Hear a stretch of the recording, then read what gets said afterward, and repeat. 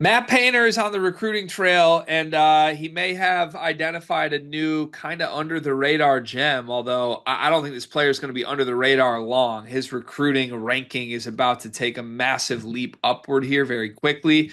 This time it's Jaxson Davis, Jaxson Davis, a 6'1", 165-pound point guard, class of 2027 kid from the state of Illinois, where he lives in, or he's from Gurnee, Illinois. Plays at Warren Township. For EYBL, more importantly, he's playing with Mean Streets, and that's what has changed things for Mr. Jaxson Davis.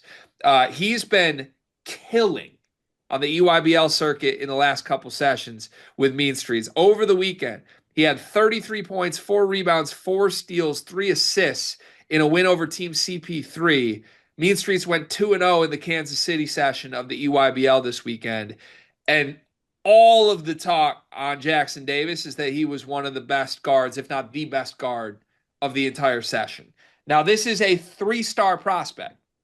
He is the 68th rated national player in the class of 2027 right now per 24/7 Sports. He's a 3-star. He's the 19th best point guard in the class. He looks way, way, way better than that. And this kid has held up till now. He's held offers from Illinois and Indiana, being the two biggest schools. Outside of that, it's like Eastern Illinois, Western Illinois, DePaul. Well, now Matt Painter swoops in, and over the weekend he officially offered Jaxson Davis the bucket-getting 6'1" point guard with Mean Streets. Talk to me on his game first, Dion. What do you see on film with Jaxson Davis? Crafty. Crafty is the first thing I see on film with him. I don't think he's the most like freakish athletically guy in the world, but he gets to his spots. He makes the right plays. Obviously, being a lefty allows him to kind of utilize some aspects of the game that righties aren't able to do, and he's different than everybody else on the court. He can shoot the ball. He can play defense when he wants to, from what I've seen. I'm not going to pretend that he wants to a lot, but he can play defense as well. I think he's a good fit in Paint's system. Obviously, he's killing on the AAU circuit right now. This comparison, it's not just because they're lefties. A lot of Kendrick Nunn in his game, and I mean that like completely respectably. But he reminds me a lot of Kendrick Nunn, and like I said, he can play defense, he can shoot, he's very crafty around the rim, and he makes the right plays for his teammates. Extremely good pick and roll guy too. He always makes the right play coming off a pick and roll. He gets the switches he wants. If he gets trapped, the ball gets dropped down to the big or swung to the open three. High IQ and really crafty. So I mentioned Illinois and Indiana have been on him. They're also on his Mean Streets teammate, Davion Thompson. So as a backcourt, Davion and Jaxson Davis are just destroying people with Mean Streets right now. And they're both, I don't want to say under the radar because Davion's not. Davion's a 5-star per 24/7's composite, but he's still like ranked in the 30s nationally when he probably should be a little bit higher. I think both these guys are going to be risers, is my point. And it's interesting right now, Indiana and Illinois are trying to kind of package deal them based on the way they've recruited them. I don't know if Painter's going to get around and offer Davion Thompson as well. I haven't heard Purdue link to Davion, but Purdue linking with Jaxson Davis is interesting to me. First off, I just love the move for this reason. Jaxson Davis, if you get a guy with the name of Trace Jaxson Davis who played at your rival and he comes to Purdue and Jaxson Davis is awesome, do you know how annoying that would be to Indiana fans?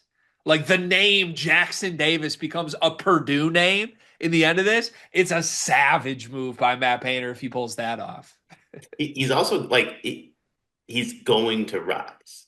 Like he's going to 100%. rise too. Like he can play. Like he very easily, like you said, he could be better than Trace Jackson Davis. Like Paint deserves so much credit for what he's done this offseason. I genuinely believe I don't think anybody's had a better offseason than Purdue.